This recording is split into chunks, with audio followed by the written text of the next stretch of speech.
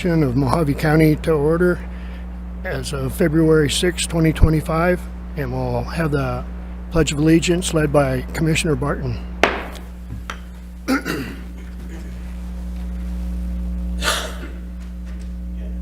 I pledge allegiance to the flag of the United States of America and to the republic for which it stands, one nation, under God, indivisible, with liberty and justice for all.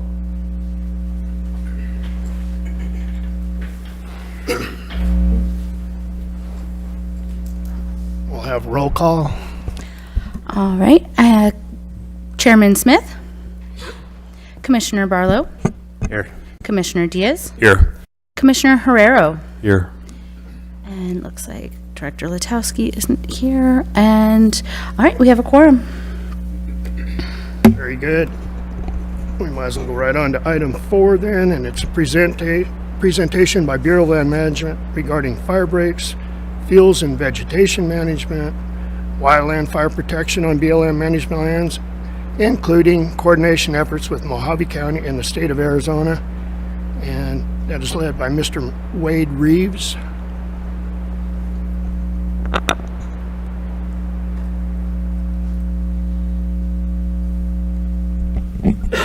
Yeah, good morning. My name is Wade Reeves. I'm the Fire Management Officer for Bureau of Land Management, Colorado River District. And first off, appreciate the opportunity to speak today with you guys. There's a lot to cover with our program, so I put a PowerPoint together that kind of helps guide us through what I'm going to talk about. But if I get off track or get long-winded, feel free to shut me down at any time. It could run long if I get carried away. I'll try to get this PowerPoint to load.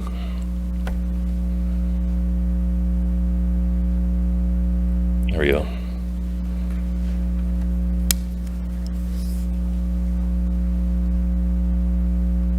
And I guess just a quick background on myself.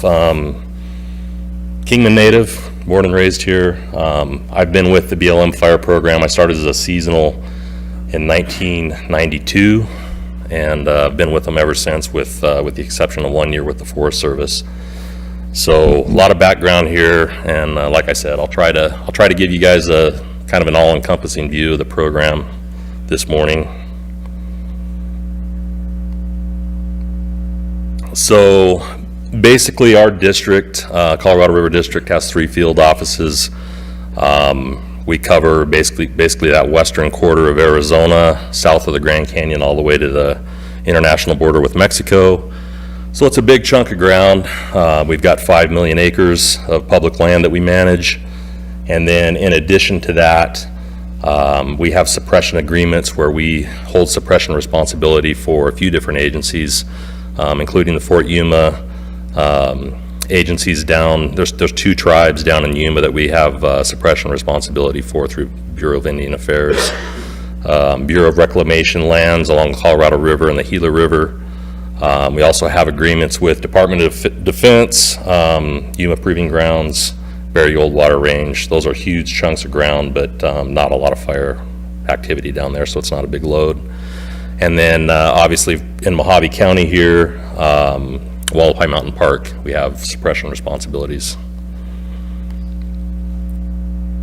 So as far as our fire staff goes, we have 33 total career or career seasonal positions, and that's the biggest we've ever been as far as the fire program here goes. That's the most career positions we've ever had, so it's been nice to fill some holes where we've had them in the past. We staff 5 Type 6 wildland engines, and those engines are basically an F550, with a pump and about a 300-gallon water tank on them. So they're not big trucks like the one you see in the picture here. That was actually a larger engine, but those are the best units for basically getting around the kind of roads we have to manage. We have 4 fuels management positions on staff, 1 fire mitigation prevention education specialist, 2 dispatch positions out of Prescott Dispatch Center. and as well as one aviation manager that's shared with the Phoenix BLM district. And we also utilize a Type 3 helicopter and module out of Wickenburg. They're actually Phoenix district, but we share them pretty frequently across borders. So fire suppression, obviously we have responsibility for management of all wildland fires on BLM managed lands in the Colorado River District and those under agreement. We provide assistance to other agencies during wildfires and may manage some of their fires for them as needed. We have a lot of capabilities within our staff, a lot of experience, so a lot of times we'll get asked on a local fire if we can kind of take over and run that fire for them. We provide resources to neighboring districts, neighboring states as needed. We can go all over the country if we have the capability to. If our fire season is not active and we're in pretty good conditions here, we can travel abroad to help out where needed. And then we have several of our staff active on the incident management teams around the Southwest area, so they can travel to those larger fires and help support those fires as needed. Just to recap, to give you guys an idea kind of the workload we have. Our 2024 fire season was it was a typical season for us. We had 85 wildfires on our district, 182 total responses, so that includes threat fires, assists to other agencies, and false alarms. So quite a few times, quite a few responses there. 6,546 acres burned on lands that we were responsible for.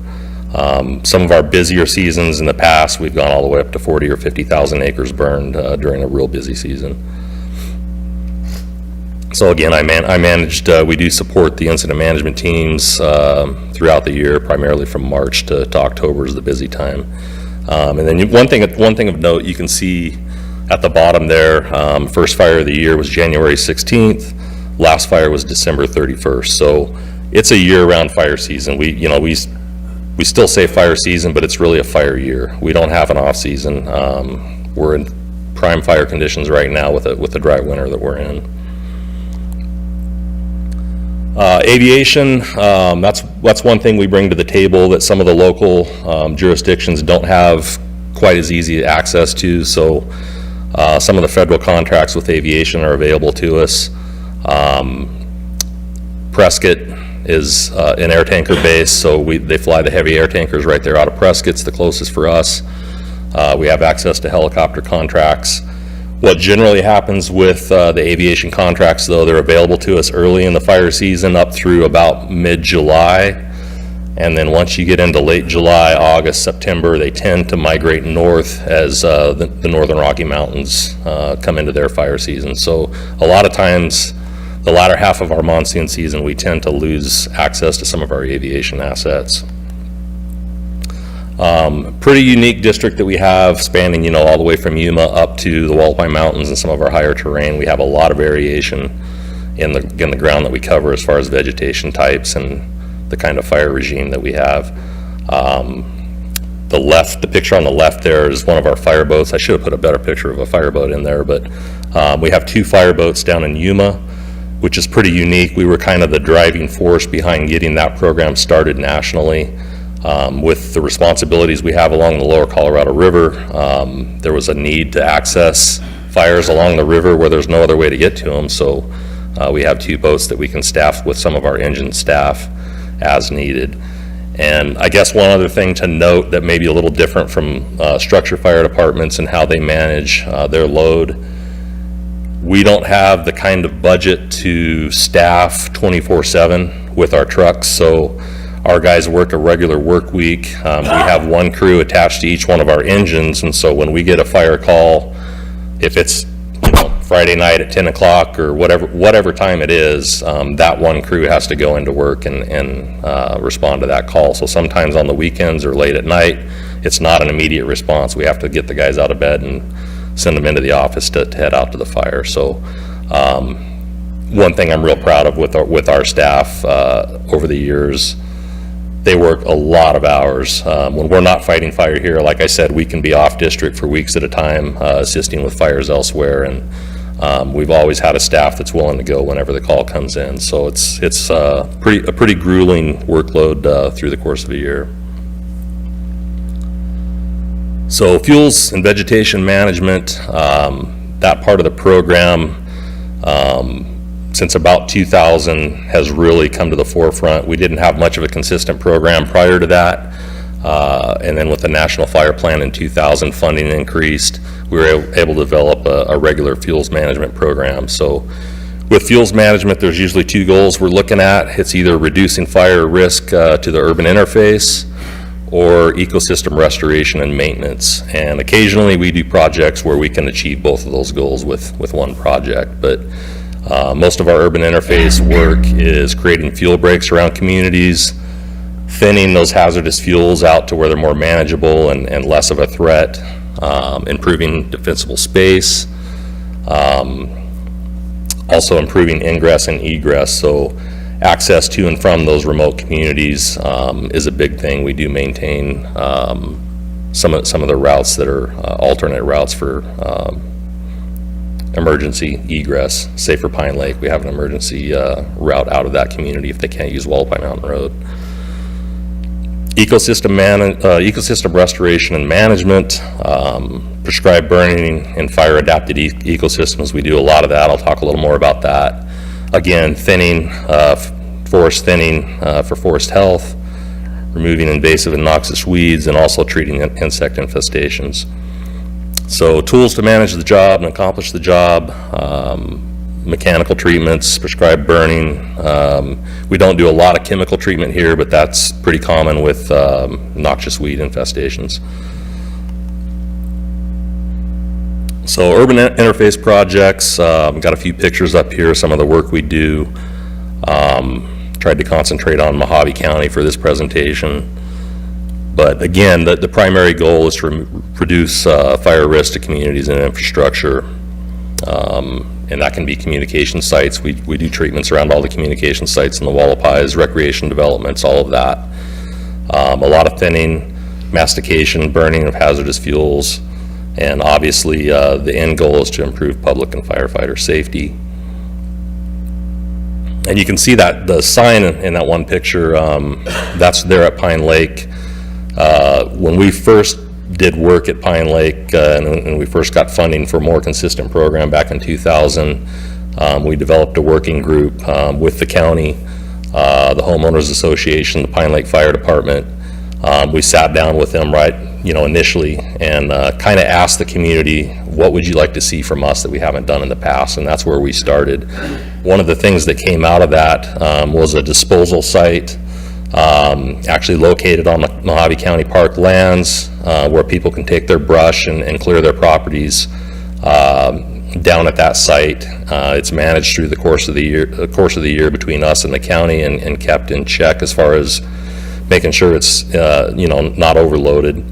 And then every winter we burn that site and burn all that material that's been deposited there. So we actually just did that last week. We finally got some weather that allowed us a chance to do that. And that lower left picture on that slide is a shot of that burning.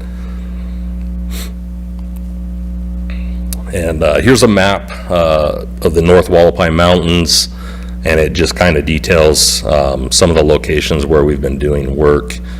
This isn't a completely updated map, but it captures most of the area that we're working in. The lime green colored areas there are fuel breaks that we manage. We have over 8 miles that we manage up there. A lot of those are put in by hand. It's real labor intensive just because the terrain doesn't allow for equipment. There are some areas we can work equipment up there, but a lot of it's done with hand thinning. And then we do thinning and pile burning. The orange areas there are areas that we pile burn and thin. All the communication sites, some of those smaller sites on there are communication sites, mountaintop sites. We do maintain a network of HeliSpots that allows us to insert people during wildfires quickly in remote terrain. And one thing we're pretty excited about, I don't know, Joe may touch on this, but Community Wildfire Defense Grant funding was awarded to the North Wallapai Mountains late last year. Arizona Department of Forestry and Fire Management is going to manage that funding. So we're going to be working with those folks, and hopefully we can really expand on the work we've been doing up here for about the last 20 years and improve on it. Just a couple pictures, some field break construction and maintenance. That's typical of what we do around the communities up there. Again, you know, a lot of labor-intensive work to clear and maintain those sites. Specifically at Pine Lake, the higher elevation stuff, we have to maintain that every 2 to 3 years, or it gets grown up to the point where it becomes a fire issue again. A little less frequently lower on the mountain. And those are the conditions, obviously, that we burn piles in the winter. We wait for a little bit of rain or snow to make sure it's safe for the community, and then we go up and burn the piles. Here's an area, Pinyon Pine Fuel Break, that terrain did allow us to get in with a masticator and clear some of that mechanically, which allows you to take a bigger chunk and do a little bit more work. So you can see the before and after photo there at Pinyon Pine. That's kind of on the south side of Pinyon Pine community, where previously there was there's a lot of brush and a pretty heavy stand of pinyon juniper, and then after the treatment we left some of the trees in there, but we cleared out the brush and made it very manageable and a good defensible site for firefighters to protect the community. South aspect winter burning, that's one more thing we've done in the Wallapai Mountains, primarily from Pine Lake south to the Wild Cow campground area. When conditions are just right, we can go in the wintertime where our south-facing slopes are snow-free. There's snow on the north-facing slope, so there's very little risk of that fire escaping the particular area that we're working in. And we can put some fire on the south-facing slopes and clear some of that old decadent brush. And the nice thing about chaparral treatments is they have there's a long period of time after that treatment where you're going to have a much reduced fire risk. It takes 15 to 20 years for that vegetation to really get back to the point where it's going to carry fire without a grass load. So they're pretty effective treatments when we get to do them. And here's just a map. The map on the left is the north end of the Wallapai Mountains, and it depicts the areas in red there, or a couple of large wildfires that we had in that area. All of the blue areas are areas that we've treated with prescribed burning. And again, these are not updated maps. I should have updated them, but we've been working in the same general areas ever since we created this map. So we continue to improve a little bit every year on what we have up there. There have been a couple of extra large fires that we need to add on here as well. The Flag Fire obviously burned almost into the Pine Lake community and burned on a good chunk of Wallapai Mountain Park there. And then the Ridge Fire a little further south. Those have all occurred in the last 5 years. The right side of the map is further south in the Wallapai Mountains. Those are more remote areas, not necessarily wildland urban interface areas, but areas that we have continued to treat with our chaparral treatments. So here's just a couple of images of the burning that we do in the South Wallapai Mountains. We use helicopters quite a bit for that just because of the remote terrain. They allow us to cover quite a bit of ground pretty quickly. And again, we go in and do these treatments typically between late October and the end of March. That time of year, the days are shorter, it's cooler, we have a better window of opportunity to do the burning safely. So there's just some images of what we do there. It's a fire adapted vegetation community, so it is good to put fire into those areas occasionally and break them up, reduce that fuel loading. The image on the top right corner there on this screen shows what it looks like immediately after a treatment, and that mosaic of treated and untreated areas is what we're looking for. That benefits wildlife as well, to have that mosaic of freshly treated areas and then leave some of the old vegetation. So, and I guess one more thing before I move on. Those treatments over the years have bought us a lot as far as wildfire suppression goes. We've had multiple fires over the last few years that started adjacent to one of these treatments. When that fire burns and hits that treatment area, it either goes out completely or it makes it very easy for us to successfully extinguish the fire. So they're paying dividends over time as we have broken up that fuel load in the Wallapai Mountains. It's really helped our firefighting efforts. Some of the other work we do, if you're familiar with Goodwin Mesa, it's a large grassland area southeast of Wickiup. It's a native perennial grassland, so that's another ecosystem that has evolved with periodic fire in the system, so it's good to put fire on the landscape occasionally. We have about 38,000 acres in that area that we manage and try to periodically burn. You can see on this slide, top left is before the treatment, bottom left immediately after the treatment, bottom right is a few months later as those native perennial grasses and forbs start to come back in. So that's just part of keeping the ecosystem healthy up there. And obviously the pronghorn antelope benefit from that. And what we're trying to do is just eliminate the woody species, some of the snakeweed, mesquite, things like that from encroaching on the grassland. Woodland treatments, we don't have a lot of ponderosa pine, but we have a little bit, and so we try to manage that as well, not only to reduce fire load, but to keep the stands of pine that we have healthy. And then same thing for the pinyon juniper. We're doing a lot of pinyon juniper work in the Truxton area right now in association with the Game and Fish Department. Fire mitigation and trespass is also part of our program, so that just involves participating in local events, fire investigation process to make sure that we're looking into fire causes, enforcement of fire restrictions, things like that, public awareness, education events. Cooperative efforts, and I probably didn't list everybody here that we work with, but multiple partners, agencies and groups that we work with. Every project's a little bit different, every fire's a little bit different, but obviously here in Mojave County, the emergency management folks, the parks, sheriff's department, all those folks are frequently worked with, not only with wildfires, but as far as the fuels management goes. Same with the Arizona Department of Forestry and Fire Management.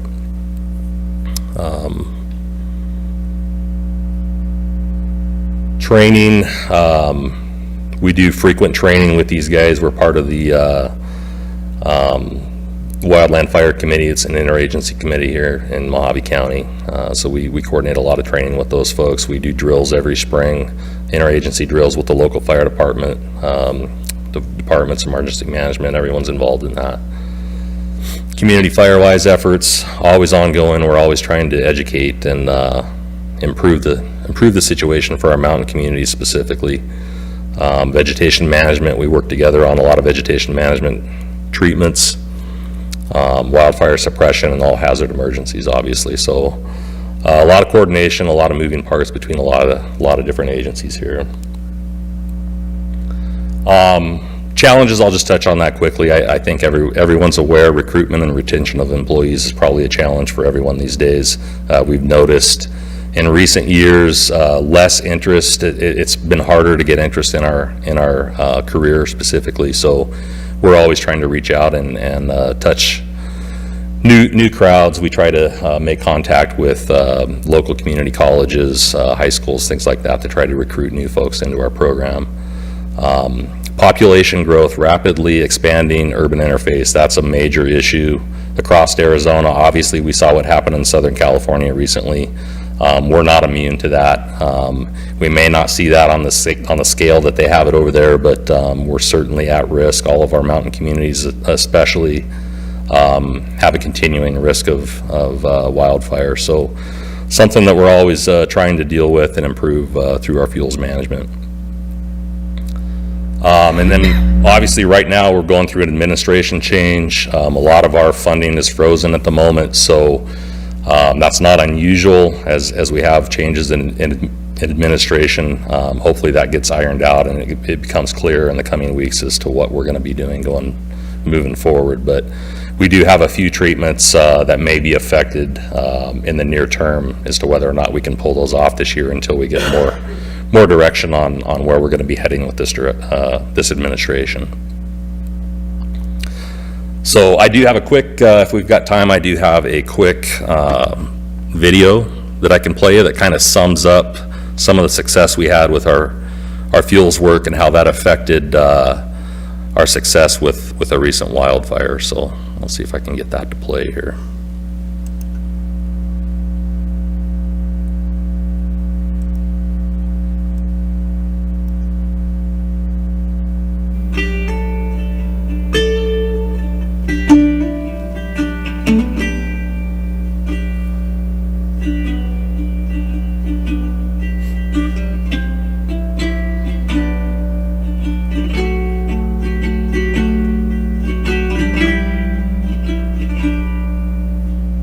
Name's Bill Boyette. I'm the Fuels Management Specialist for the Colorado River District, and today we're on site of a fuel break around the community of Pine Lake in the Wallapai Mountains, southeast of Kingman.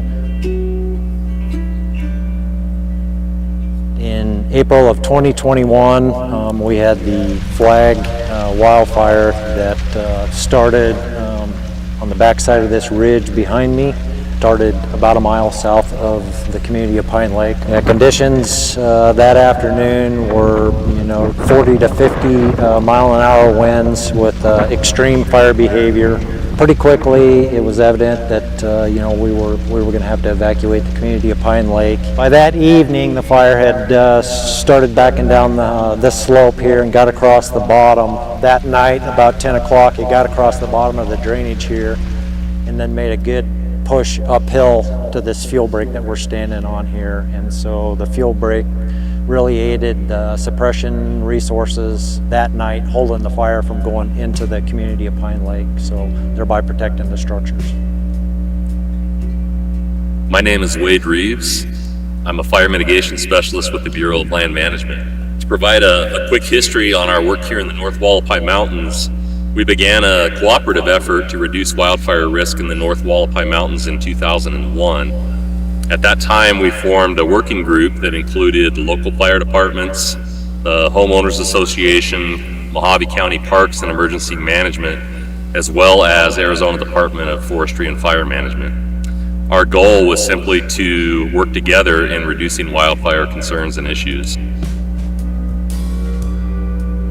Since 2001, we have conducted a series of annual fuel reduction treatments that include creating and maintaining 8 miles of fuel breaks, as well as several thinning and prescribed fire treatments strategically placed near our communities, communication facilities, and recreation sites.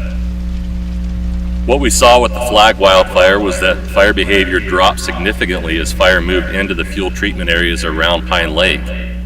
That reduced fire behavior allowed our firefighters to safely and successfully use those fuel breaks to defend the community. We know that wildfire risk will always be present in our mountain communities, but our plan is to continue our efforts in hazard fuel reduction to help manage that risk for both our local residents and our recreational users.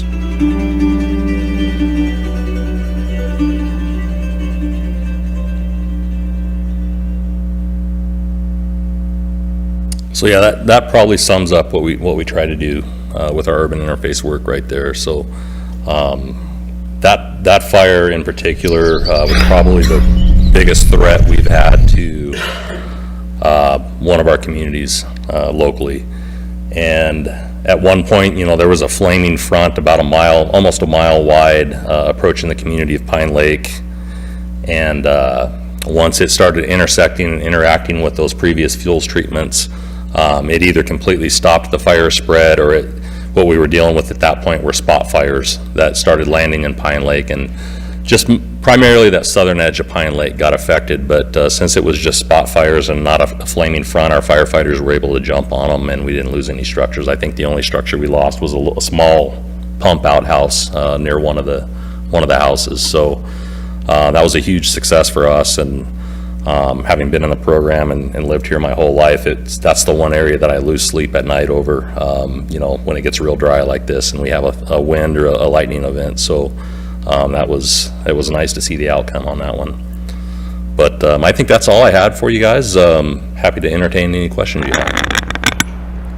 Thank you, Mr. Reeves. Very nice presentation, very well put together, a lot of good information, and I would like to open it up to any questions or comments from the staff or the commission, starting with right over here.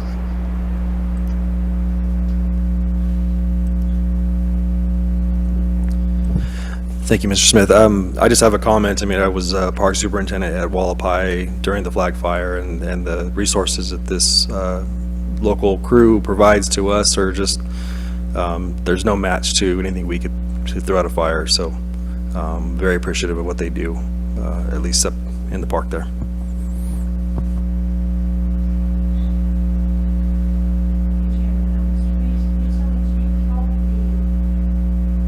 There you go.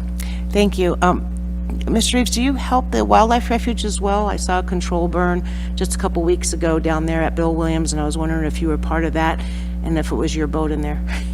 Yeah, we do help them on a regular basis. This year, we didn't have anybody on site for either of those burns. They did one at Bill Williams and another burn near Topak. And apparently they had the staffing they needed, but what they utilized us for in that case was just a reserve. If they had a need for an additional resource, we were on call for them. So, yeah, but generally in the past, we've usually sent at least one of our trucks down to help them burn. I don't have any other further questions or comments, but I just want to thank you for everything you guys do and the great work. Thank you. Thank you. No comments from me as well, other than thank you for the information. Commissioner Herrera? Thank you, Mr. Chairman. Thank you, Mr. Reeves, for being here. It was very informative. I have a couple questions. The fire dates that you gave for last year, is that typical of like a dry season, or is that something that's expanding with? Yeah, good question. You know, like I said, I started way back in 1992, and it seemed like we had more of a fire season. You know, you would not have much activity until maybe April, May for sure. Stay pretty busy till about October, and things would quiet down, and it would be quiet again until the next spring. And that's definitely changed. And I don't want to say climate change or whatever word you want to say, but for whatever reason, that season has become a fire year. Us having the Lower Colorado River responsibility is part of that.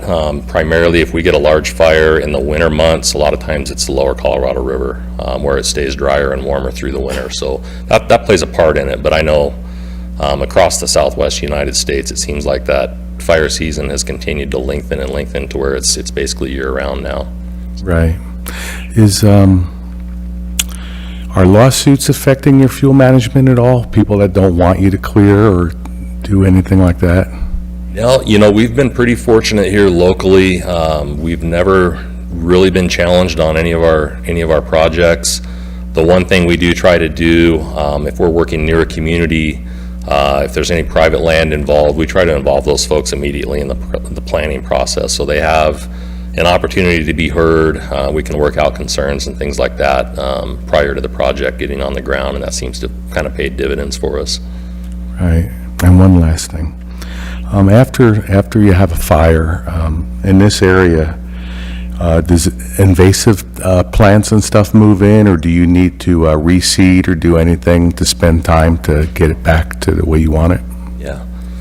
It can depend on where that fire is. Obviously, after a disturbance like a wildfire especially, there is a tendency for some non-natives to move in. The big one that we deal with here in the desert Southwest is red brome. You can see a lot of it right around Kingman right now that's still sitting there from the last couple of years. That's an invasive non-native that we have to deal with. So the problem with dealing with that, there's not an easy fix. It's similar to the cheatgrass that the Great Basin and folks north of us have to deal with.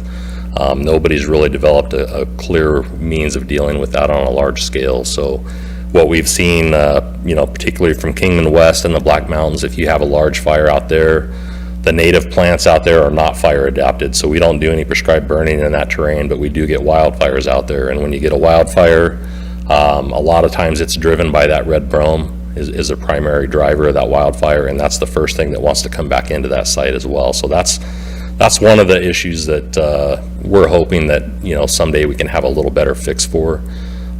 Most of the rest of the county, we don't have a big issue with noxious and invasive weeds, and I think part of that is that we're a pretty dry climate.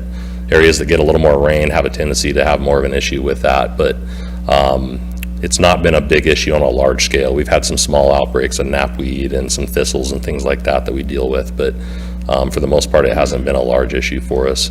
At the same time, the reseeding of burns and reseeding of some of our treatments, we struggle to have success with that as well because we are such a dry climate. So a lot of times we've tried seeding efforts to get those plants out there that we want, and the long-term success has been pretty low for us. So we don't always try to reseed after a treatment anymore.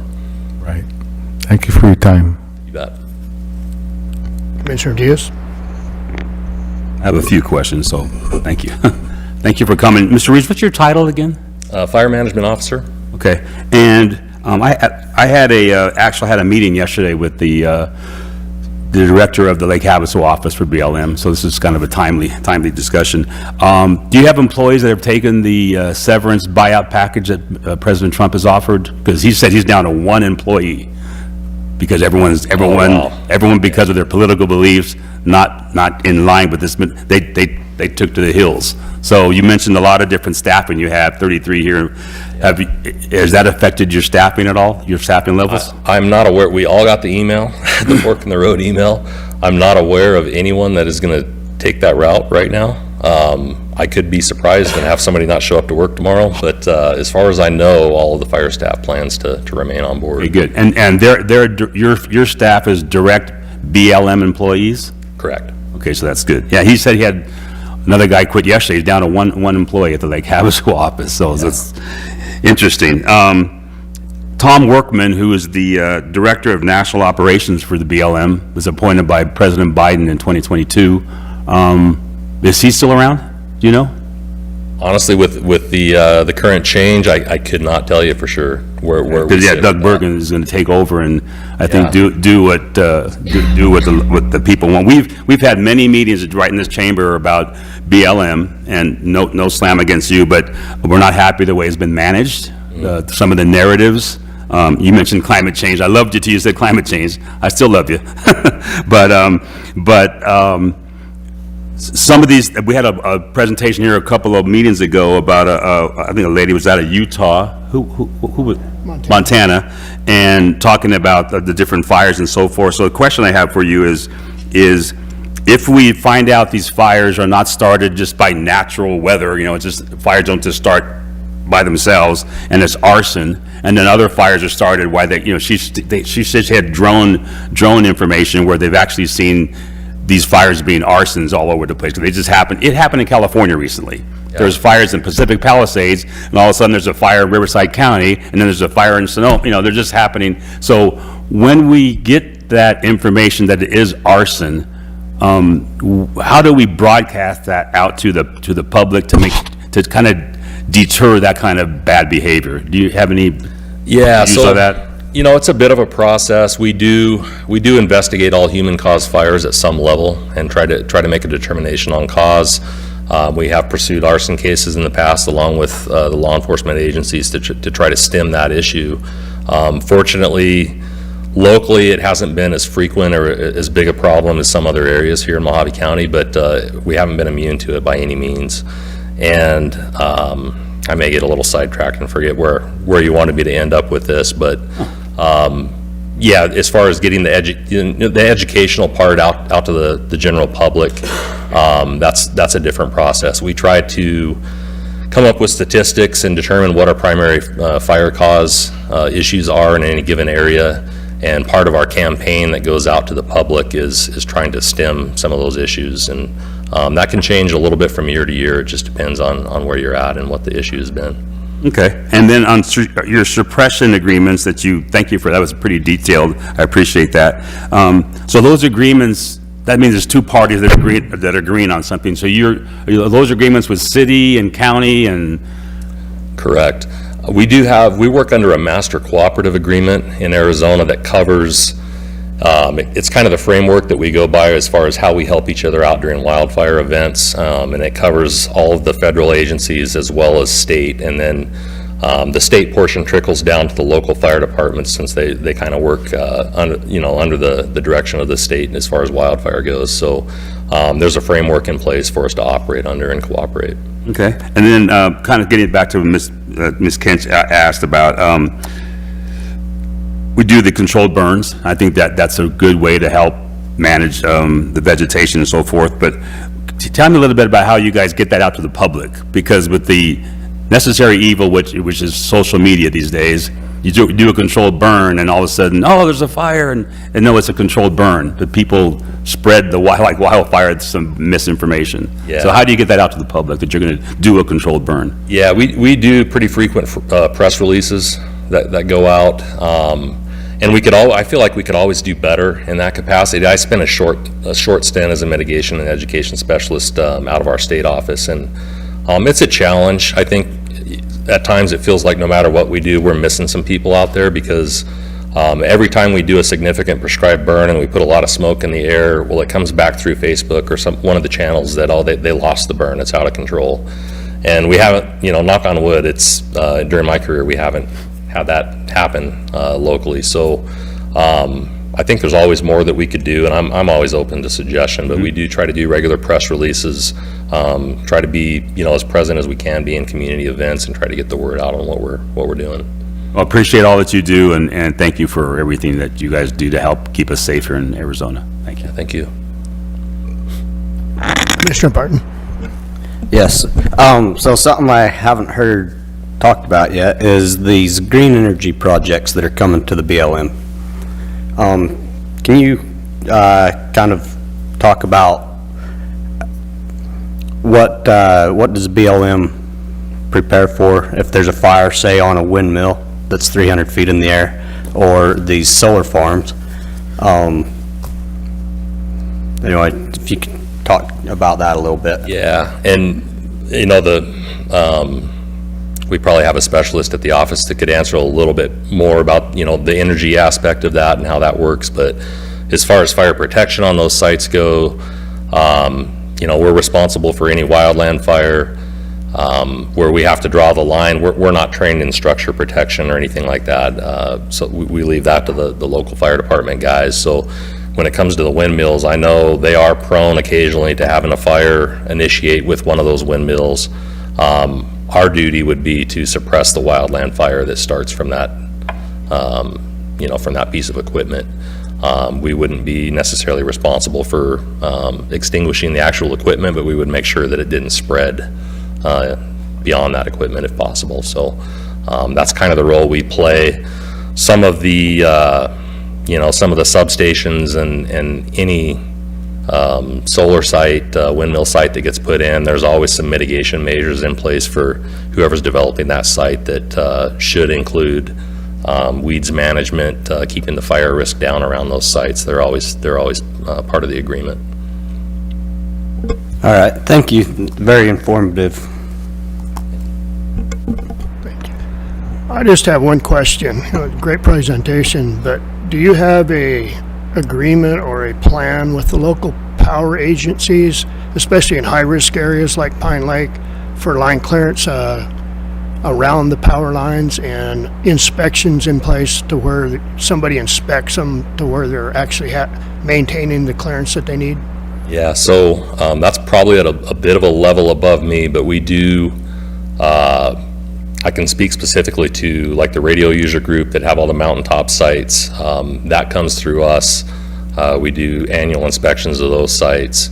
And what we've done over the years, we've actually helped them clear around those sites, because when, going back 20 years, there was a significant fire risk to some of those sites. And we haven't completely alleviated it. They're in a, mountaintop site is a tough site for fire risk, but we've tried to reduce it over time through some of our thinning and burning.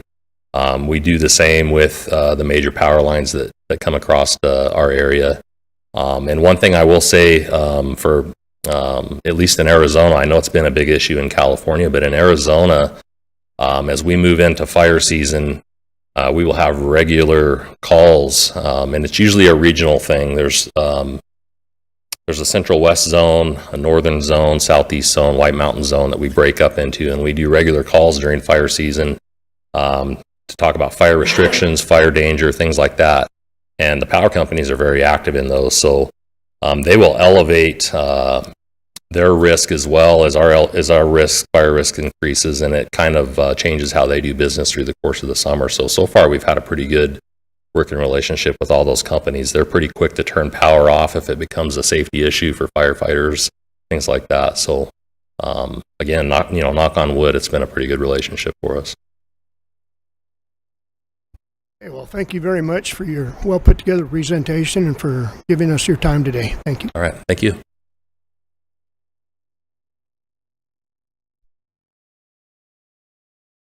And with that, we'll move on to item 5, presentation by Mojave County Emergency Management regarding fire breaks and vegetation management for wildland fire protection.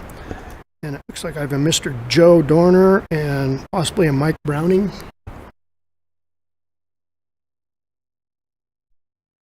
Good morning. My name is Joe Dorner. I'm the Director of Risk and Emergency Management. You do have Mike's name on there also, because many of the things that I'm going to be discussing today, he's really a little bit more of an expert on some of those issues. He is the emergency manager in our department. If you look at the overview, I'm going to touch on some stuff that Wade has already, and I'll try not to dig too deep into that if he's already covered it. My presentation is going to be very similar as to what was presented to the Board of Supervisors a few weeks ago. But I want to give you an overview of some things, but there will be some repeated areas that we have. The first thing I wanted to introduce you to our emergency management, and we're an all hazard emergency management, so it's not just wildland, it's all hazard in general. We have 3.5 personnel. I'm the half. I'm also the Director of Risk. And then we have emergency manager, which is Mike Browning, and we have 2 emergency management technicians. One of those positions is vacant right now, and we'll be replacing that. I believe 3 weeks out from now we've offered somebody a position, and we'll be working forward on that. But that's just a little bit of an overview for our office. The thing that I wanted to talk about is our community wildland protection plan, and with that plan, as Wade had alluded to a little bit, that we do work together. We had a core group of collaborators that was established in 2007, and involved in that is federal, state, municipal fire and fire districts. And I point that out because as we go through there, as I talk about a few things, you're going to notice that there's going to be areas, and we say, well, who covers fire protection in those areas? And it can be very varied, and there can be some areas that you don't have any immediate response to. As Wade had alluded, his personnel, they come in. Sometimes they're there for an assistance, but it might not be land that's specifically dedicated for BLM to provide suppression activities in those. Also included in that was Healthy Forest Restoration Act of 2003 that was pushing this community wildland protection plan, and the initial plan was complete in 2008. There was an update in 2019, and we are hopeful in the next 24 months that we'll be able to update that plan again. That plan involves having somebody and contracted company come in and do a lot of groundwork to be able to identify threats and areas and various things that will help us to implement some of those plans. In the 2019 plan, core group carried forward some of the 2008 priorities and continued to work on those, and then implemented a few others. Included in that was to improve fire prevention and suppression, emphasizing firefighter and public safety, reduce hazardous fuels, as we've been talking about, emphasizing public and private property protection, to restore forest, rangeland, and riparian health. If you're not familiar with that, that's down near the like on the river where you have the marshlands and things like that. The promote community involvement and provide for community protection. Some of those things that we've discussed are some of the activities we reached out to actual local community groups who have private residences that are going to be bumping up against our wildland urban interface, and Wade had introduced you to that concept. And so if you didn't have a good understanding of that, that's basically where we have homes and we have communities that butt up or come up against wildland interface, so where they two meet. And so that's a very common term when we start looking at mitigation and suppression efforts associated with wildland fires. To also encourage economic development in the communities associated with vegetative function. So if we do have, if there are areas that are in there, just to make sure that they are integrated in well, and promote development of fire emergency evacuation and communications plans, and to integrate the use of Nottaway County Wildland Protection Plan with surrounding communities and agency fire management plans, which includes some of the agencies such as BLM. They include Department of Fire and Forestry. They include municipalities. They include fire districts. And I know that this is not do all of you have this on your screen up there? Okay, so you guys can see it, and you'll see, and there's a couple different things that I'd like to just point out. The reason I threw this slide in is I wanted you to see that there's multiple different jurisdictionals, and you'll see state land in there, you'll see BLM, you'll see private land that is in there. And so throughout this county, we're scattered with various what we call jurisdictions. So, and that's key and important because it will help us to understand, who will take some sort of level of actions in those particular areas, who might be involved with fire suppression activities, and how they may well be handled. I want you to go to this next slide here.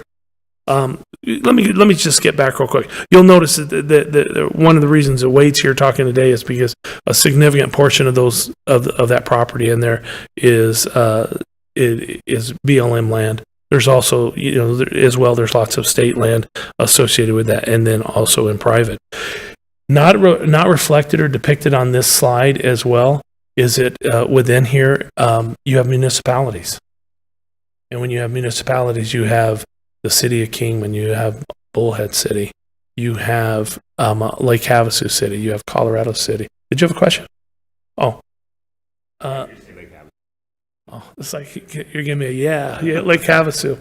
All right, so very good. But do you have those municipalities? And so they're well within there. I'm going to talk a little bit about fire districts as well. And I don't know what your understanding of fire districts is, but fire districts are within a specific, geographical areas which is designated for them. I might as well take this opportunity to also let you know that not every area in Mojave County or the state of Arizona is covered by a fire protection district, whether it be a municipality or a fire district. And so, my background's in fire service, and I work for a municipal department. I work for a fire district. And so in those, what we call those areas, we call them kind of no man's land. Doesn't mean that you can't get response out there, but it's key to remember that you don't get fire response to those areas typically in an immediate fashion, because those are considered out of districts or who's going to handle them. If they're on BLM land or and I'm going to use the term threatening BLM land because I've worked with Wade for a lot of years that he's been in that service. BLM will respond as soon as possible to those areas. Over into the lands that are not within a fire jurisdiction, in public lands, state forestry and fire has the authority to respond to those, and so they'll have some sort of response in that. But many of those responses may rely on collaborative agreements that was previously mentioned. And so as you go through those collaborative agreements, we can designate, and we can look at the closest fire jurisdiction, and we try to get them to go out. But once again, they may or may not have resources at the time to go, and so it might be somebody's a little further away. And I just wanted to make you aware of that, because I don't know if anyone sitting on this commission is from California, but if you go over into states like California, every area has some level of fire protection that's typically dedicated to them, and it could be a county, it could be state, could be municipality. But here in the state of Arizona, it's just, we've got lots of vacant land, but it's just key to understand that not every area is within a fire jurisdiction, whether it be a municipality, or a fire district. So, I'm gonna go over to this slide, and the reason that I wanted to point this one out, because as Wade had mentioned, he talked about the urban wildland interface. The designated areas where you see the heavy lines around those big portions in the spot up at Beaver Dam, Littlefield, up at Colorado City, and then around the main bodies down here, you'll see that. And I apologize, I'm not great with colors, but the dark line that goes around it, I think it's green.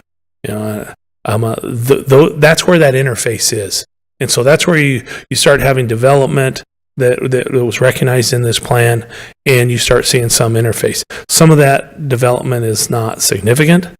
You may see spotty structures here and there, but that was considered as that interface out there, and that was really the sole purpose of that slide. Just so you understand it, there's many areas out there. I want to say that there's 17 or 18 wilderness areas. You may know that better or as well as I do, but I think there's 18 wilderness areas in Mojave County. And so in those areas, you don't necessarily have that same threat, because you're looking at the wilderness, but you're not necessarily looking at an interface where we have development. This particular slide, I offered as a visual, because what it had done, and that was off of that last plan, is it showed where we have ignitions. And if you turn around and look, you're going to see it looks like lines drawn in the heart of that area. And where those are is we go from having, low ignition, which was the majority of that, which is 1 to 2 ignitions per 1,000 acres, to ignitions that go from 2 to 5, and then the ignitions that go greater than 5. Any of those that go in greater than 5 that you see on that slide, if you look, they're along highway corridors. Okay, and so, and why is that? Because we've got a lot of ignitions that occur at roadside, whether that be sparks, whether it be smoky materials, whatever it may be. It's not uncommon. That'll each and every year we can know and we can expect multiple fires that are along those. Where we get concerned is if a lot of times if they extend. If you will look down over into the area down near Mojave Valley, you'll see some other ones. You'll see a couple other spots that have that increased activity as far as starts go, and then that's associated with those reeds and areas down there along those rivers, in which they have. In addition to that, they've got some agricultural areas that butt right up against those communities as well, or in that river. And so that was the purpose of that slide. I wanted to just go over a few of some of the efforts that had gone on, and some of this will be repeated from what Wade had mentioned. But 2008 to present, we have local fire agencies and have an annual opportunity to submit for federal funding to address their community's wildland mitigation grants. We share that information out there. We share it through county fire officers. And we also send that information out. So there are grant opportunities for even local jurisdictions to be able to assist with some of these, which include training, suppression, and vegetative treatments. 2013, the County Board of Supervisors approved an ordinance for fire bans within the county during high fire risk conditions. We typically, just a little bit more of an overview on that. We're in communications with BLM, State Land, constantly through that heart of that fire season. And as Wade had mentioned, that fire season seems to be getting expanded year after year. But during those, we're looking at fire conditions, and we have various levels of fire concern that we will recognize in the county. They do it at BLM, and we try to stay in line with those so that there's not conflict. So if we have, and when I talk about that control, we talk about restrictions. So restriction levels, which we're not going to have any open fires. Can you still hear me fine? Yeah, okay. Thank you. So we're not going to have open fires that are occurring out there.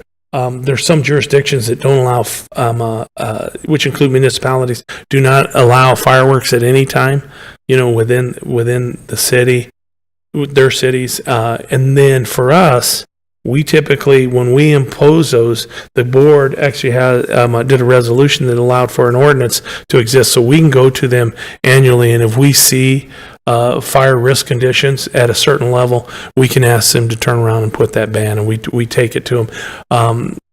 Sometimes we do that.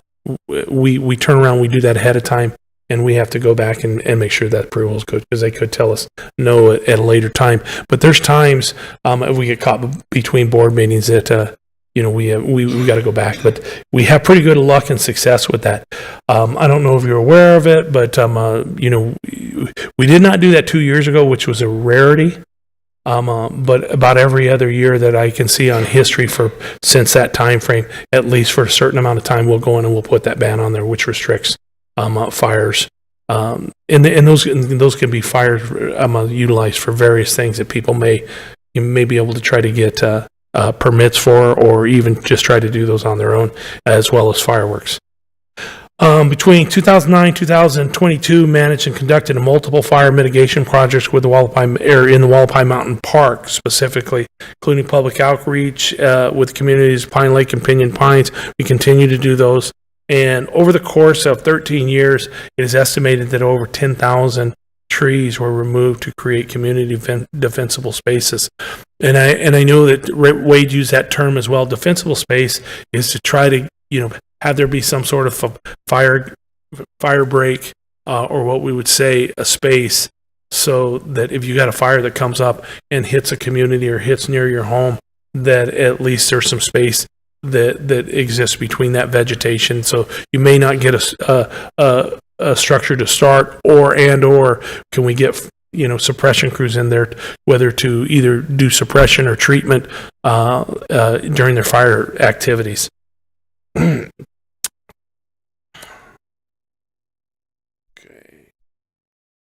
Okay, Mojave County, along with assistance from State Forestry, BLM, several of the fire districts conduct annual control burn operations, and I'm not going to continue to go on that because you can see that Wade has already demonstrated that. We do some of those as well. I will tell you that Mojave County, some of the efforts that we do along those lines is fuel mitigations as well, and those are spearheaded by Mike, is we will do some vegetative work up there associated where we'll get inmate crews, and we'll go up and do some treatments up there as well. So those are a little bit of another avenue for us to do so and get some of that stuff cleared out.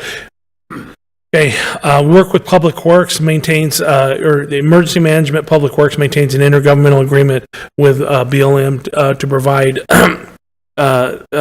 wildland fire protection service to Wallapai Mountain Park.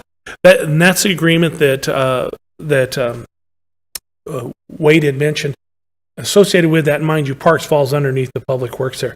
But it included into there, I just want to point out as well that this last year, I know that incorporated into that was our Public Works Department goes up and it tries to keep an improved secondary evacuation route out from that community as they go out there, and that's part of that agreement that we incorporated in this last year. And we'll be meeting again this year and say, where are we at? Are we able to continue to provide that?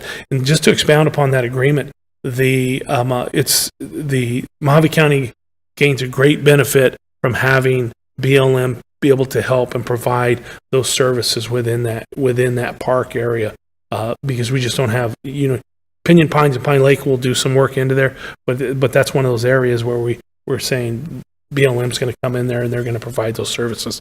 And then we try to assist each other in those. Okay, also in that, evacuation routes established, improved, and that's how they're done in that fashion. And the Wallapai Mountains, and also emergency sirens installed. There's a couple of sirens up there that have been installed as part of those projects as well.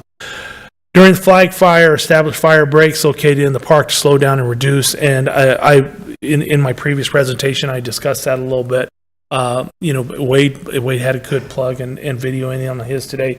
The one thing that I did mention to the supervisors was that we would have lost a significantly much more area, which could have included Pine Lake and also that entire park, if those breaks were not there prior to that. And so, and we feel pretty confident in that statement. 2022-2024 parks conducted a wildland fire mitigation project and treatment of 40 more acres located within the park.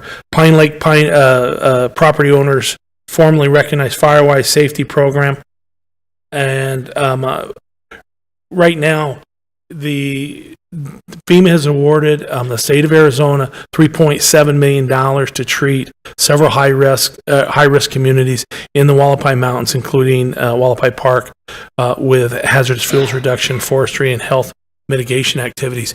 That project is being spearheaded by the state forestry and fire, and so we do have interactions and are contributing over to that. I would love to be able to tell you right now that we're gonna be doing this, and this, but that has not been determined, and so it's really in this walking stage, and we're hopeful that thing really gets off the ground. The reason I put that in there is I just did want to make a point as well that the community wildland protection plan that we did by recognizing the hazards that exist there. This project was prioritized in the state as number one, and so it makes you, or at least helps you to understand that the significance of one, the risk, and two, the importance of doing those plans as well, and being able to provide that information for evaluation. Okay, let's see here.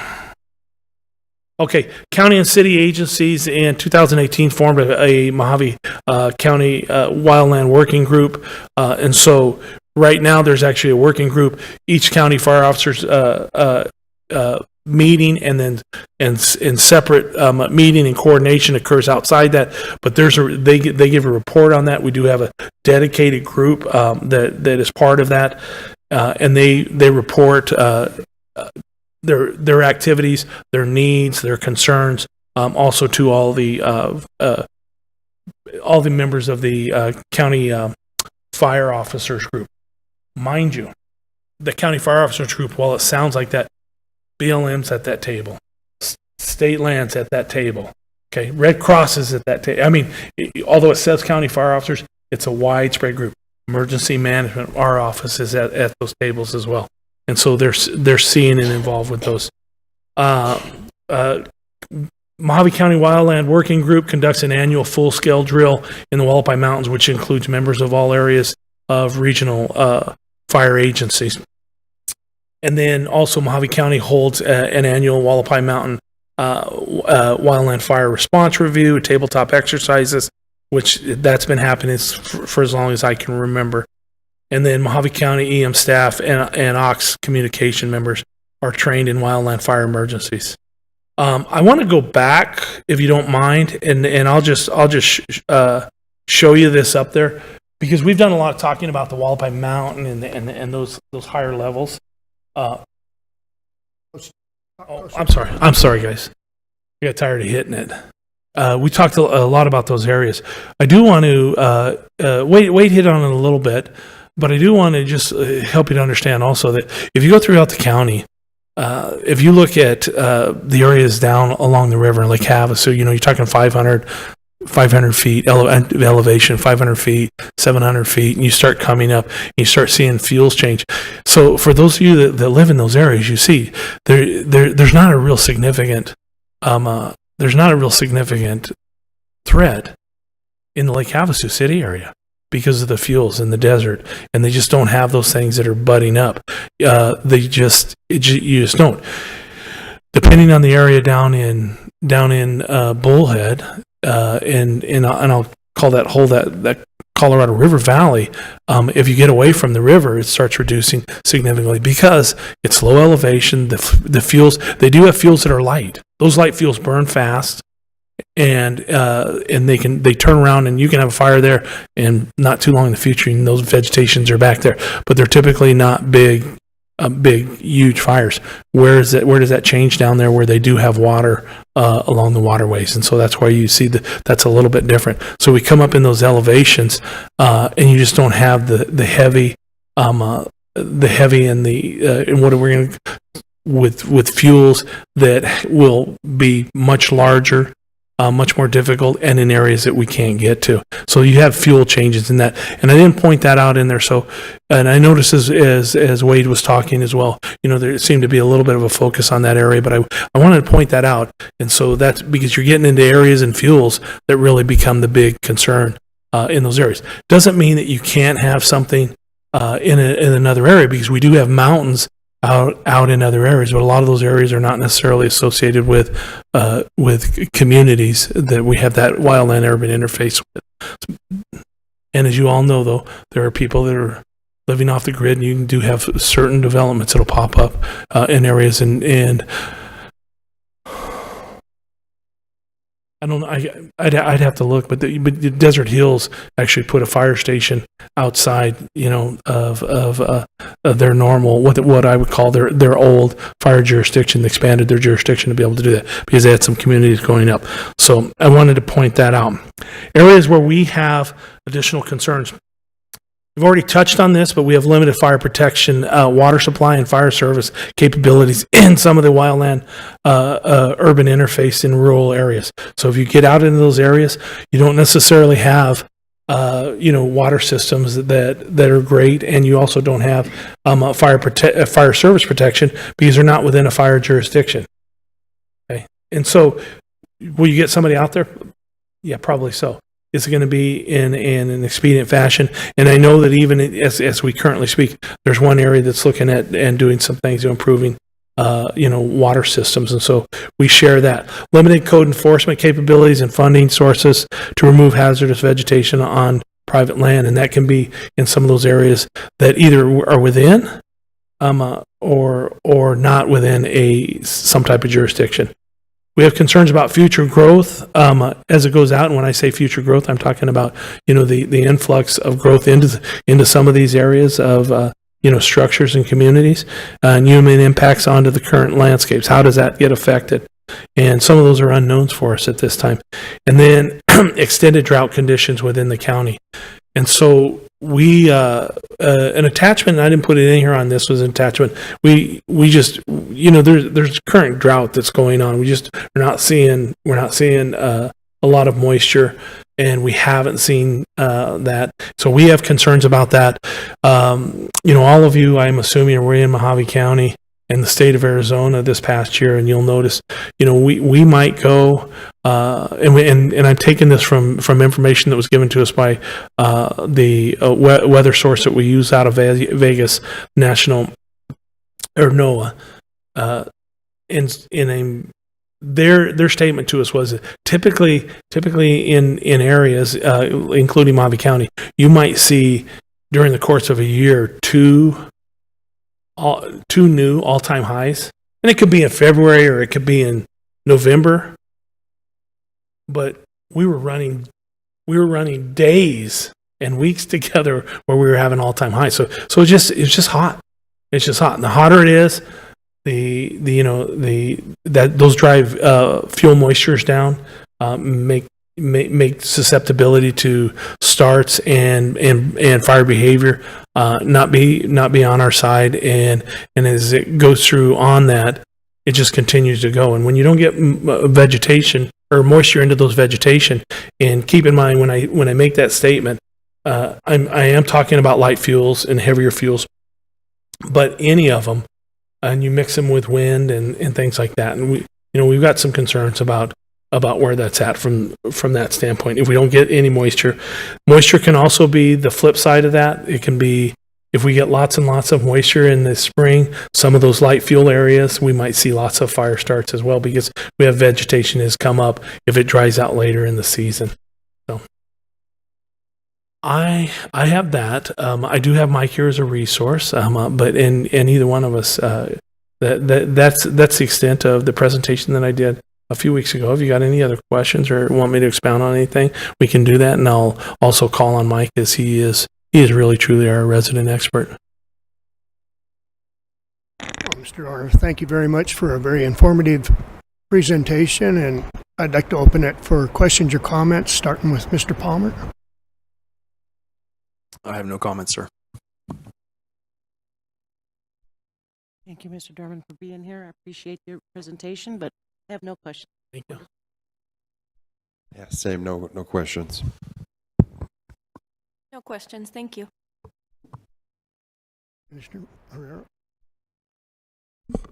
Thank you, Mr. Chairman. Thank you, Mr. Dorner, for being here. That was very informative. I have a couple questions. On non-covered areas, what's the biggest obstacle to covering those areas? Is it being funded for any expense you put into the area, and then everybody's juggling to see who wants to do it because it's a no man's land? Yeah, and so I'm gonna draw back to my experience over in the fire service, and so when you have that, there is legislation that restricts.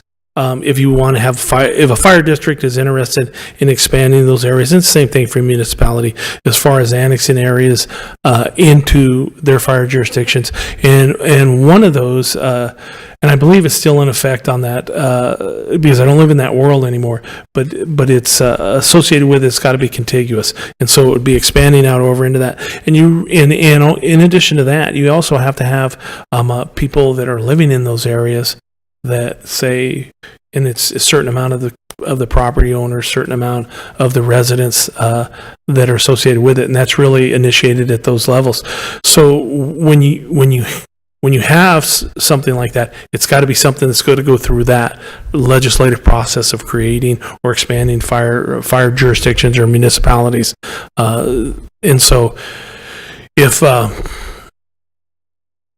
is there probably a monetary component to it? Yeah, because now you become in a fire district, and not necessarily always for on the municipality side, but there may be some monetary factors that do that. It's just and you're expanding your service jurisdictions as well. So. Right, with more layers of government, it slows things down. Yeah, and then also, Mr. Herrero, when you're talking about things like that, I'll just throw out there, it doesn't. They don't necessarily have the infrastructure as well, because I've talked about, water, you have water systems, how does that get supported in those areas? And so I don't want to talk for specific fire districts or municipalities, but those are some things that I can throw out there to you that I don't know that there's big movement to do that. If there's design, there's planned communities and stuff like that might be out there. There is some potential interest for expanding jurisdictional boundaries, and so, but it's typically associated with how do you maintain that, because you take on those responsibilities. How do you fund it? Right. Yeah, I think you knew that, and that's what you're asking. But that is. Right. So an area like that typically wouldn't have prescribed burns, or a fire would be how it gets thinned out, because there's not the funds really to invest in that area. Yeah, and then associated with it, I won't say in 100% of cases, but there's probably not significant, and don't get me wrong, I don't want to de-emphasize, but there's probably not significant amount of development there either, right. With the threat. Right. And one last question. You mentioned that the area was awarded FEMA funds for the Wallapies. Is that those funds, is that something you can rely on, or is that something you have to submit after you spend it, or can you get it ahead of time? Or the funds are going over to the state. we're pretty confident that that's a done deal.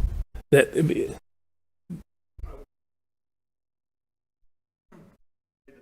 last administration approved, so I can't speak on state forestry today about how that process is working out, but I would be comfortable to say that we're probably going to be able to see those dollars make a big impact for us. Right. And that grant execution, it's in progress. So it's not something that's next week, but it's in progress. I don't have any definitive report to say where it's at on that. And we're acting as a support agency in that, because that is actually being executed by and through the Department of Forestry and Fire Management.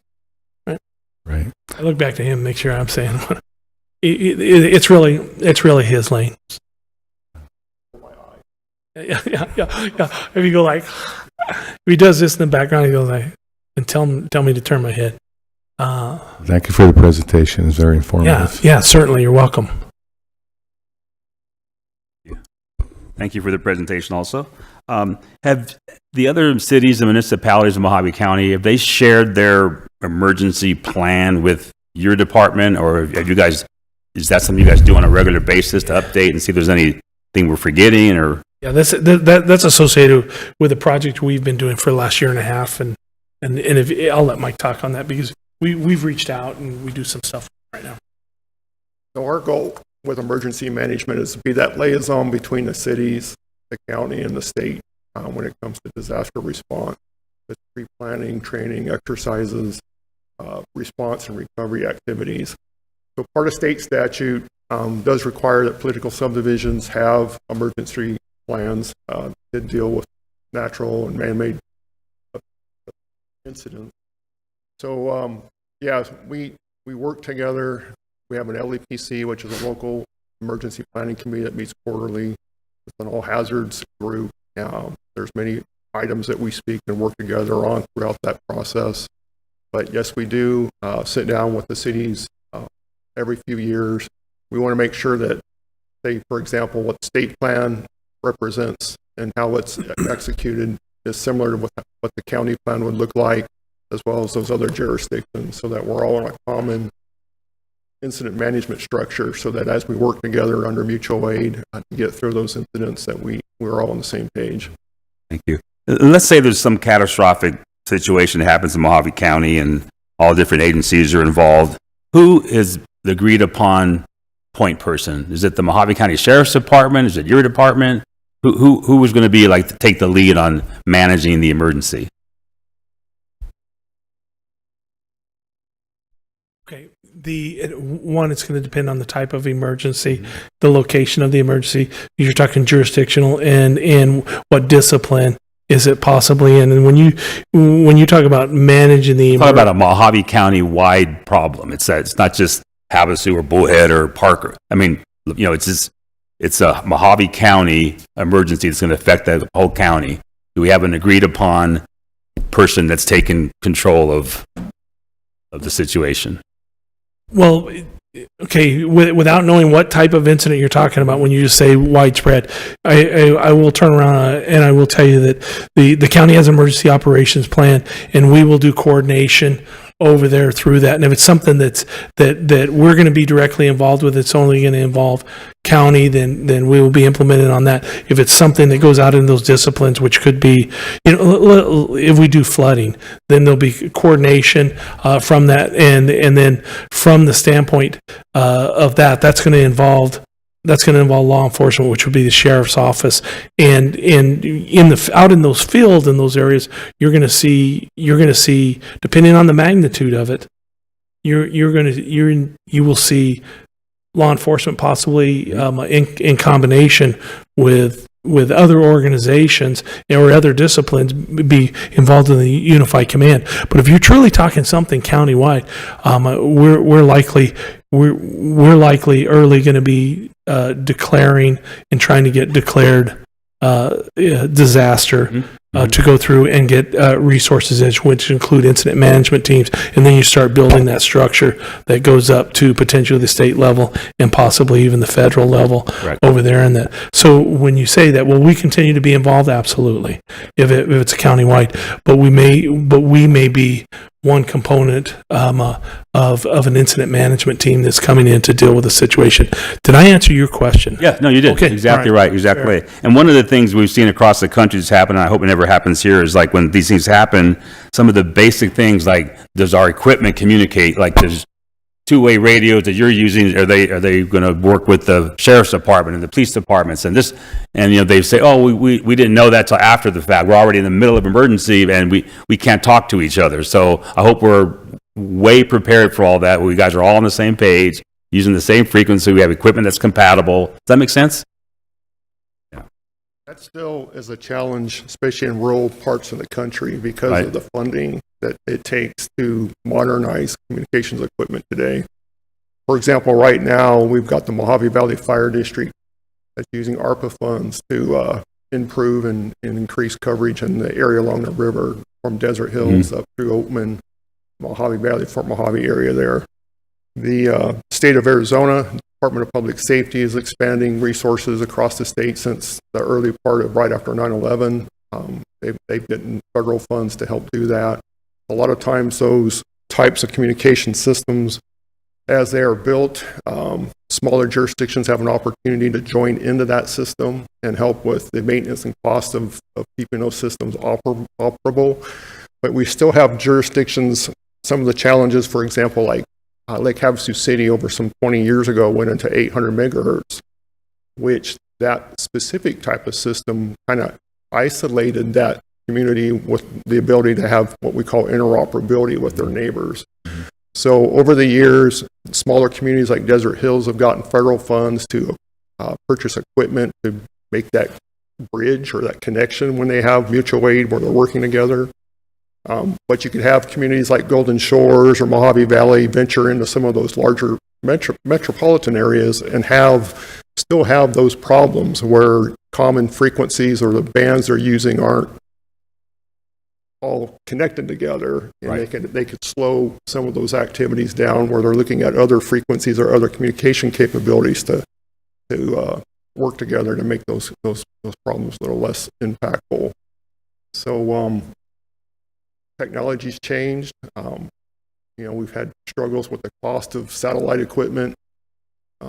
We're seeing a lot of that stuff change overnight. So as smaller jurisdictions have opportunities to grant, it really dictates on how quickly, as a large community, we can bring it all together.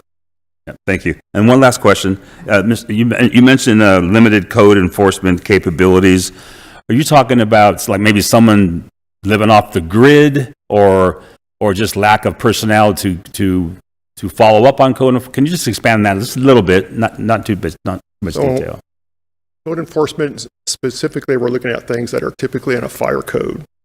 So there's a state fire code, and then jurisdictions in the fire service side have statute allows them to adopt a fire code. So the county doesn't have a fire department or a fire group, the Mojave County as a whole.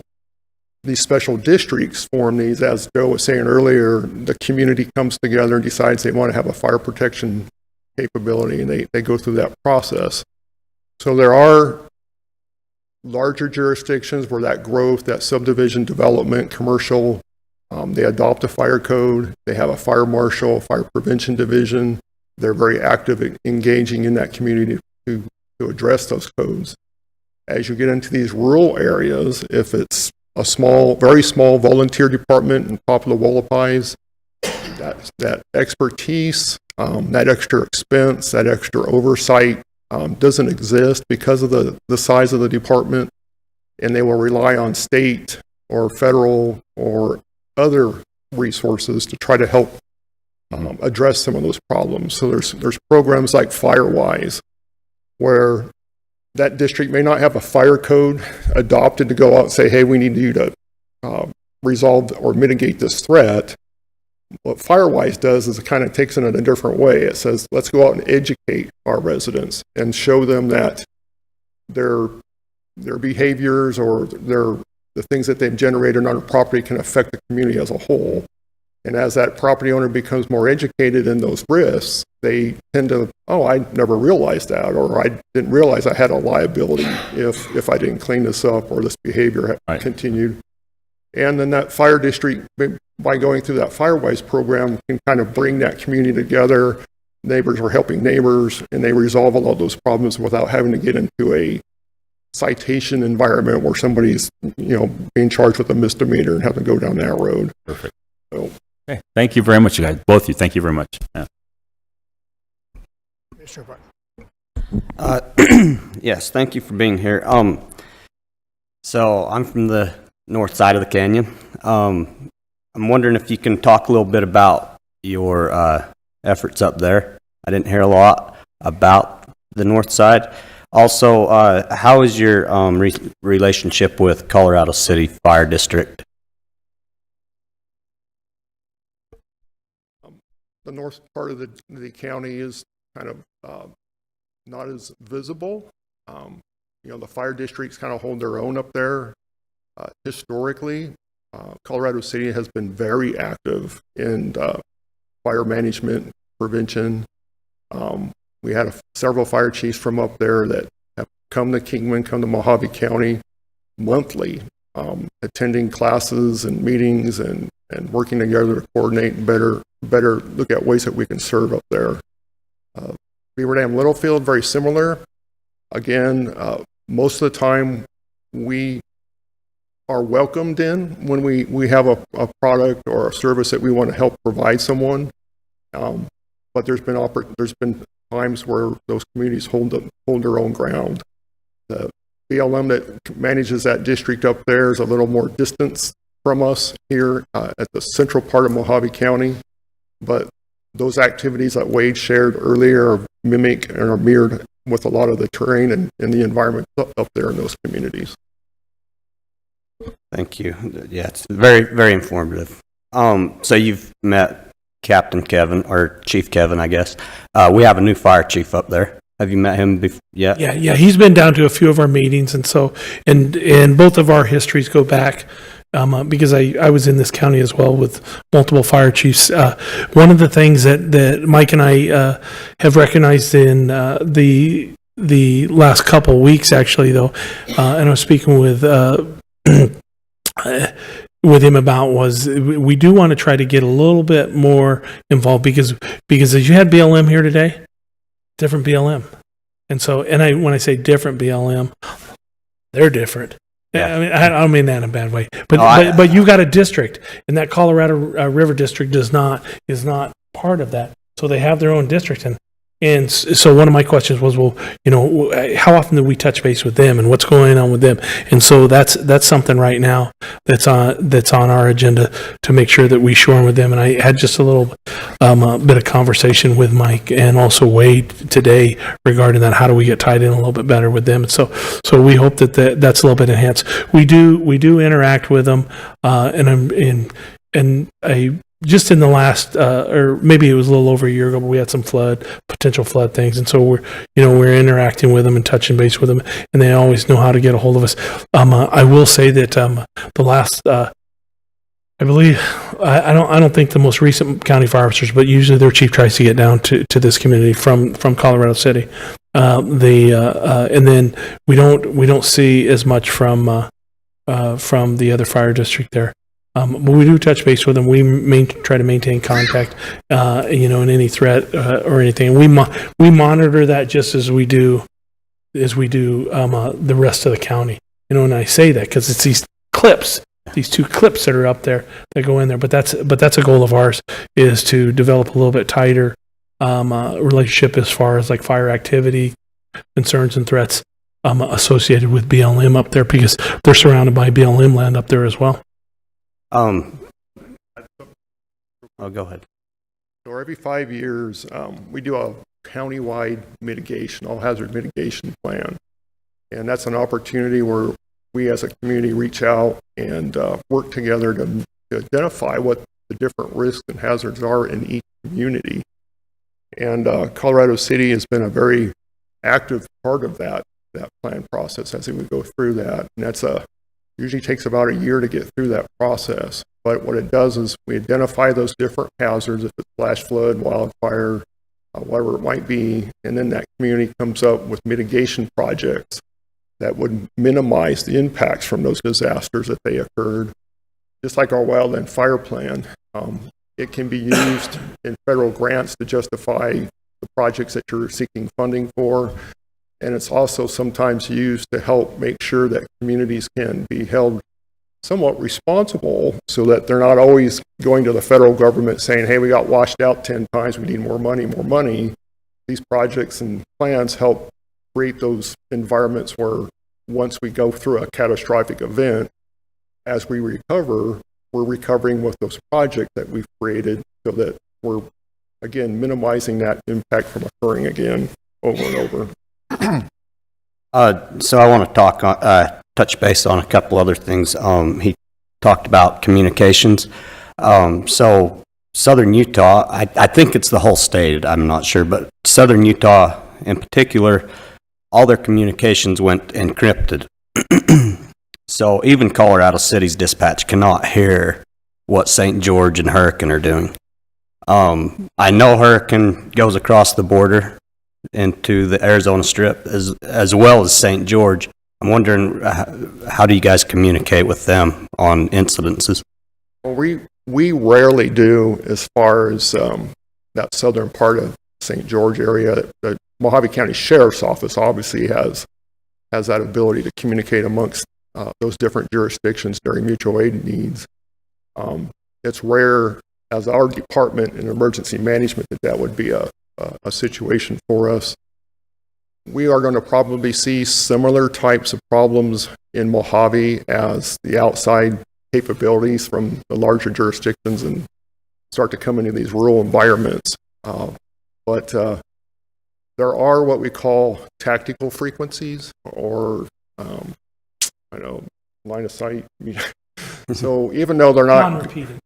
even though they're not going through a repeater or a very sophisticated system out there like digital, these frequencies are commonly used between law enforcement and fire agencies, and it bridges that need during that event to be able to communicate with proper agencies. See. And one last one, touching on what Mr. Diaz was asking about as far as who's in charge. So back in 2015, we had the big flood up there where we lost 2 families. There was a lot of people there. We had National Guard, we had state, we had BLM, city, county, everybody was there. Who is in charge when we have that many people involved in Mojave County? Joe mentioned earlier about the unified command. So you could have multiple jurisdictions on a same incident. The sheriff would be responsible for evacuation, search and rescue, those types of actions. Your fire chief would have responsibility for the tactics that are going to control the fire, mitigate the risk, the hazardous material release. Public health may have a piece that it just addresses the safety for the public. So usually when something that large comes together, they come together in this unified command, and their priorities are discussed. They plan through what that operational period that they need to get the problem resolved together, and then they come up with a set of objectives and tasks in order to get that together. So there isn't just one individual that just necessarily comes in and says this is how it's going to go.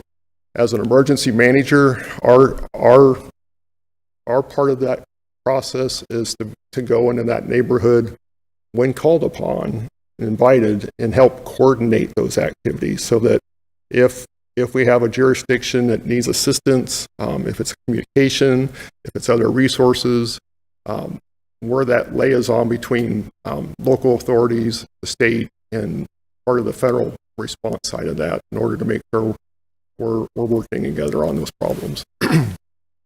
Thank you. Very informative and happy to have you here. I appreciate you asking those questions because we sometimes, as you can see, we are a 3-person department. And we sometimes will, there is that impression that people think, well, we're going to go out and we're going to take it over. And that's just not how the process works. So I appreciate you asking that question. Thank you very much. Very informative, as everybody has said. I have just 2 questions. One, how many fire districts do we have in Mojave County? I was going to say, please don't quote me, but I think it is. It's either 16 or 17. 16 or 17. Within our county, do we have a hazmat response team that's trained to handle some of the new things that we're getting, like the other day we had a lithium battery truck tip over and closed a highway for several days, or a hydrogen tanker truck? Do we have a trained hazmat team in Mojave County? What we've done going back about 30-some years is this local planning committee, the LEPC. It's a federal requirement. The state basically made each county a local group, and that committee meets quarterly, and its main goal initially was how we deal with emergency responses to hazmat.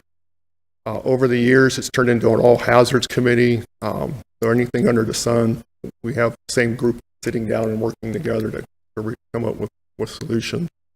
So Mojave County doesn't just have a team. We look at the fire districts. We look at state assets out there like DPS and ADEQ. And currently, Lake Havasu City and the city of Kingman have the most robust hazmat response capabilities.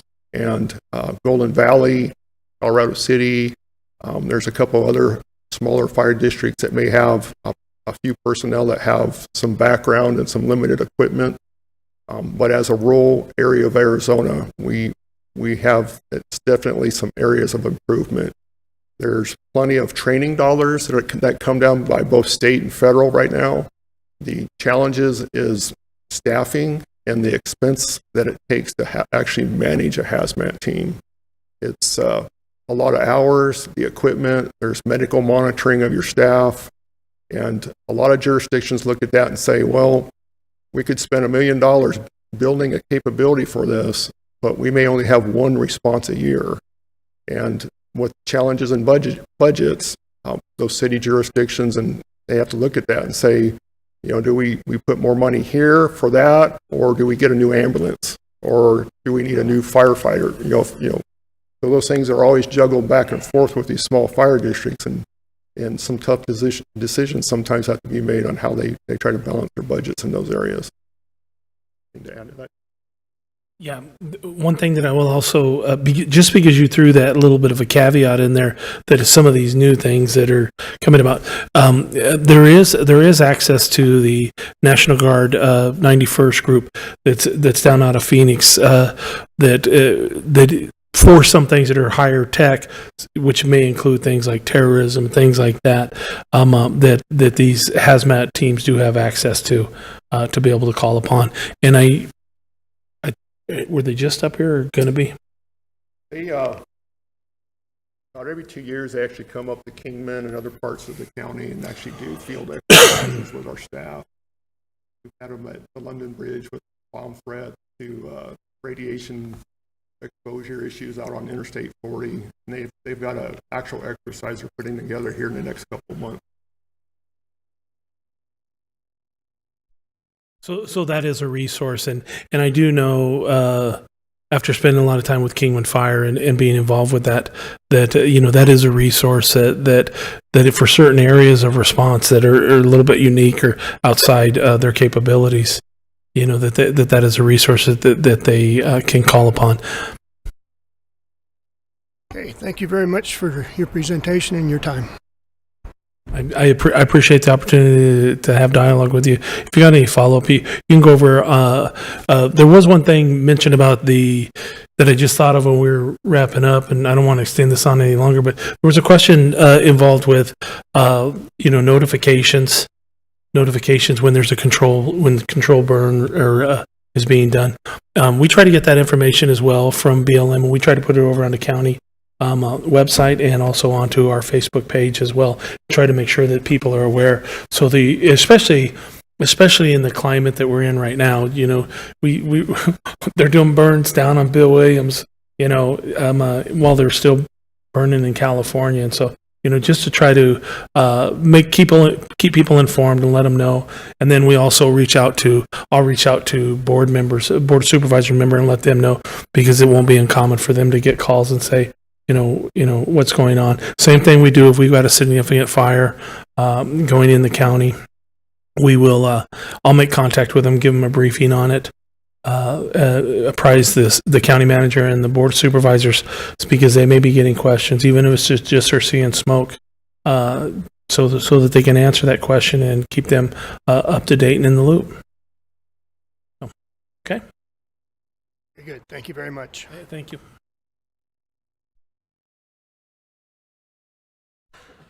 And with that, I think we'll move on to item number 6 for comments and requests from the commissioners for our next meeting. We'll start with Commissioner Rivera. I have none at this time. Commissioner Diaz? Yes, thank you. I'd like to see if we could get, it might be BLM, but maybe is it Unisource or Mojave Electric to come and talk to us about the solar farm prospects here in Mojave County, especially in the light of the fact that it's the largest solar farm in the United States, maybe even in the world, is getting ready to close down after 11 years. It's bankrupt in Mojave Desert in California. It cost the taxpayers thousands of dollars, millions of dollars in money, killed all kinds of wildlife, it destroyed the desert. So, and that was one of the things we've been pushing back here. So I would like to see if we can get them come back and see what's their plans in the future to continue to push this solar farm stuff and see where that is gonna leave them here in Mojave County. So, Thank you. Commissioner Martin? Yeah, I wonder if we could maybe have